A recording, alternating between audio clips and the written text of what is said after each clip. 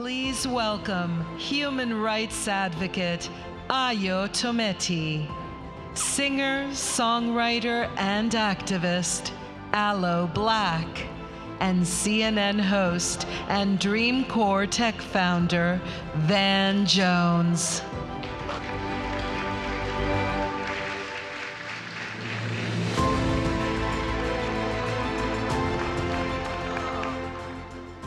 That was powerful. That was powerful stuff. And I'm very, very glad to be here with the two of you. You know, Africans are everywhere. Africans are everywhere. We're in Ukraine. We're in Asia. There's this extraordinary diaspora of African people. And we don't talk about that enough. I think we're defined by our hurt in a small way and defined by our hope in a big way. And you are two of the most beautiful examples of Africa in diaspora.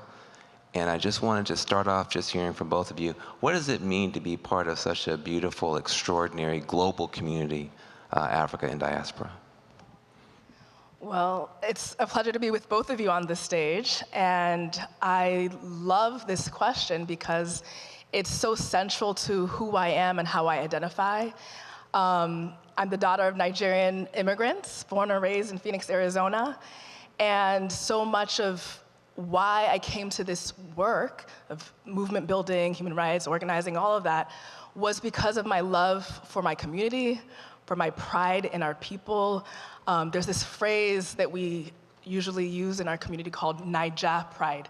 So Nigerians in the audience may have heard this phrase, but it's just that sense of real love and respect and the desire to celebrate our culture unapologetically. And I grew up with that. My folks, even in a place like Phoenix, Arizona, were very proud of who they were. They found their strength in wearing their garb and the foods that we ate and their accents. They couldn't hide it, so they just brought it to the fore, celebrated it, and led their lives in a way that was so rich and so beautiful and instilled in me a real love and passion for our people.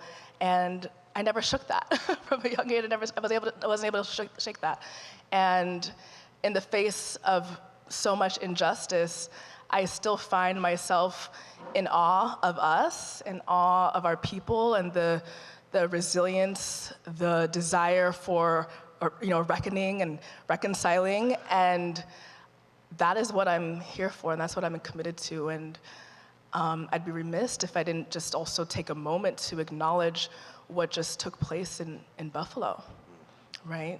So while there's this love and pride I have in us and our celebration and all of that I think we deserve, I'm also very clear that we're also tied together by hardship.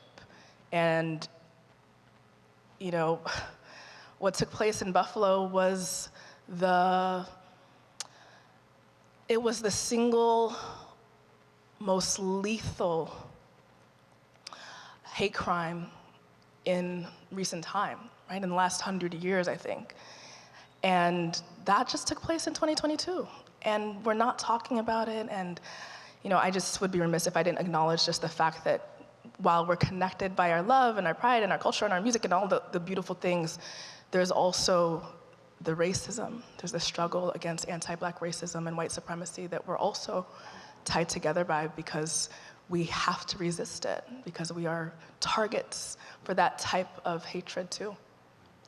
Well, I appreciate you bringing both into the room, and I just want to say on behalf of a lot of people, your work in lifting up the beauty of resistance as one of the founders of Black Lives Matter, as now a founder of Diaspora Rising, is just, you know, you are a global source of hope for so many people. Just welcome Ayọ Tometi here. I just didn't even get a chance to just say how much we appreciate all that you have done.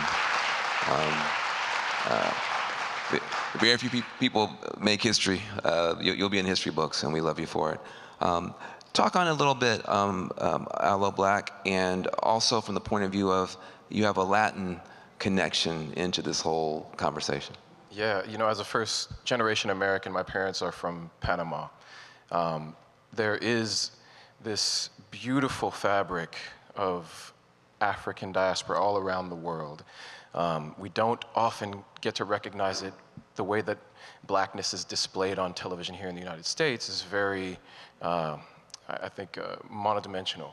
It doesn't really recognize the beauty of a first-generation Nigerian, a first-generation Haitian, or immigrants. But this is important, and as you spoke about the beauty of our Africanness, there's also the common struggle and pain that we experience. And my parents, of course, they moved to the United States for better opportunities. When you are Black in the diaspora, you look at America as the land of opportunity. In a conversation I had with one of my other first-generation friends, he said that he made the point that there are African Americans in America that don't look at America as the land of opportunity.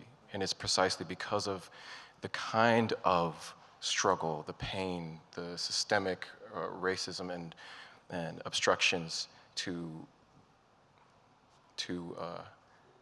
feel safe that we all kind of experience, but in slightly different ways.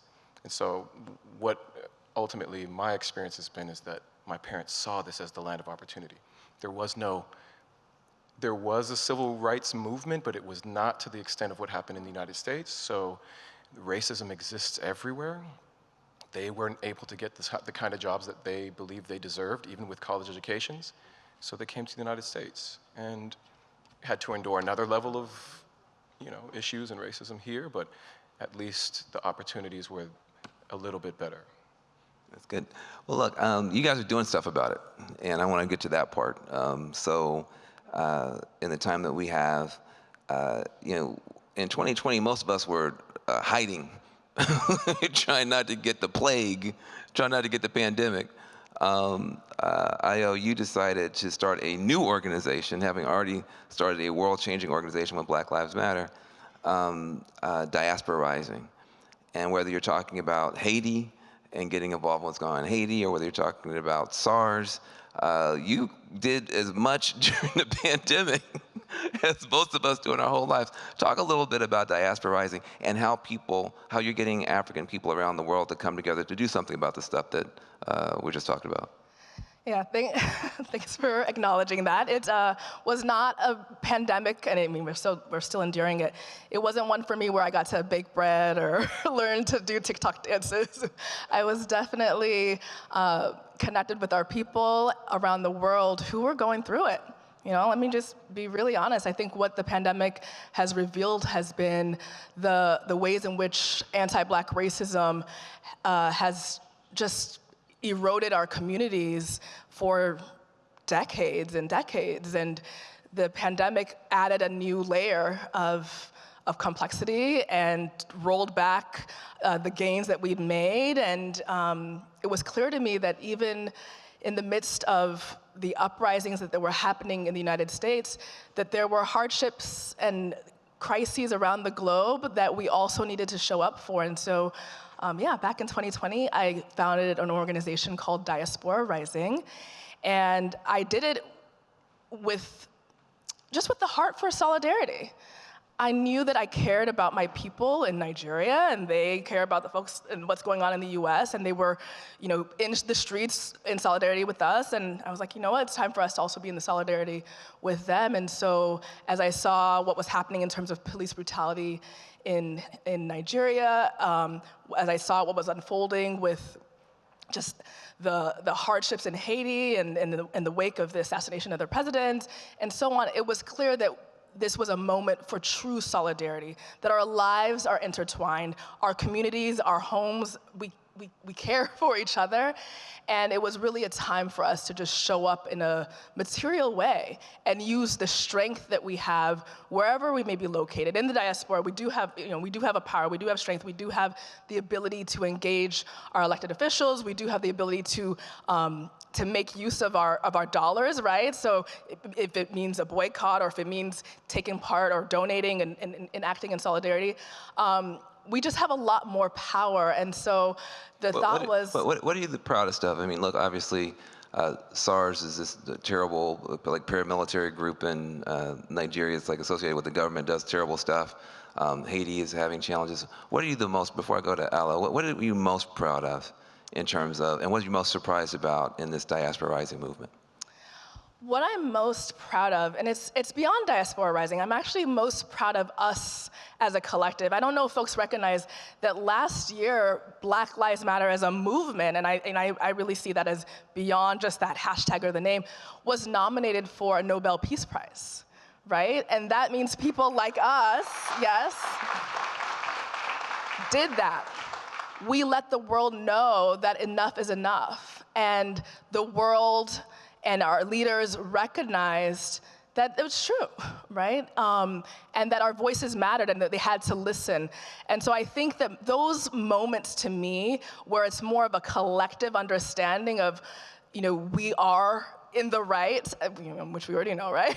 but that understanding, that acknowledgement, to me is so powerful and important. And beyond that, the fact that we now have people across sectors, across industries, across the globe, who are coming together, joining hands, linking up in solidarity, that to me is what I'm most proud of. I think this movement transcends border, and Diaspora Rising is about one organization contributing to that and ensuring that we have a mechanism to sustain that.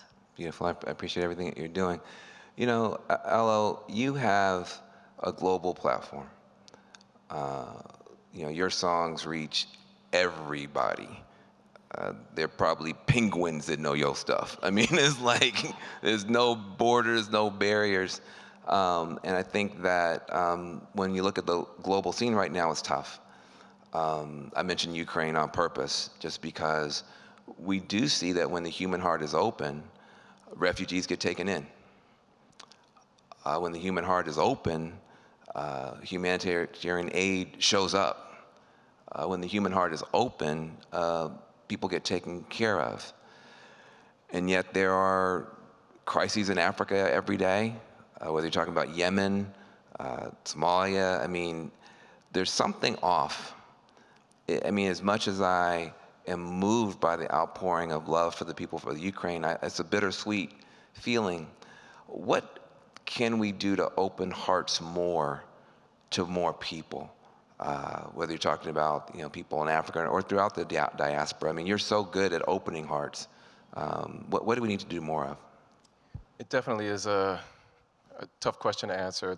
Part of it is increasing the amount of compassion that we all have for humans. The discussion about diaspora is an enduring discussion about the consequences of colonization, failed and successful all around the world, and what we recognize in Africa. Having been a continent of extraction, all roads lead out, right, to pulling things out of the country.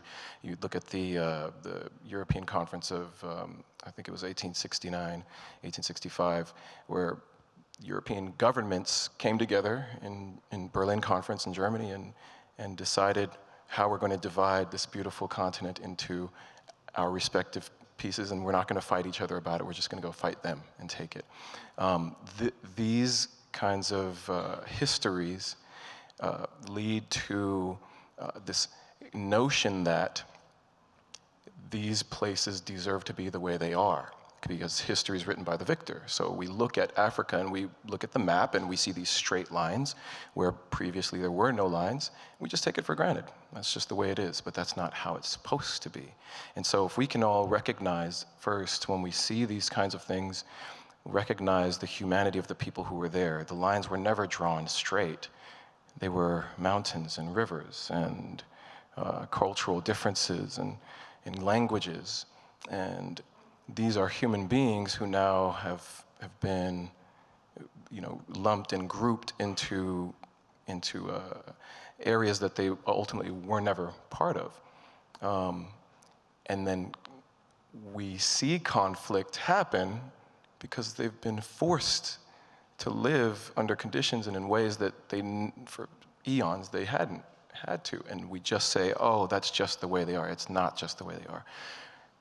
Have some compassion, recognize the implications of tyranny, implications of hegemony, the history of these places, and then recognize the history of the folks who are here as descendants of Africa and the kind of cyclical violence, generational violence that we all endure, and have some compassion and recognize our humanity, and then offer what you can from your heart. And don't be silent and don't be complacent, because all of that is complicity in continuing a status quo that doesn't work for us all. Well, look, I have like a lot more questions and no more time. So I just wanted to say it's really important, and I appreciate Global Citizen opening up this conversation. I don't think I've ever been in a conference where we had a conversation about the African diaspora. We might talk about this Black issue or this Black country, but not the fact that this is a beautiful global community that has so much promise and so much genius and so much magic everywhere. Nowhere more powerfully than with these two guests. Give them a round of applause. Ayọ and Aloe Blacc.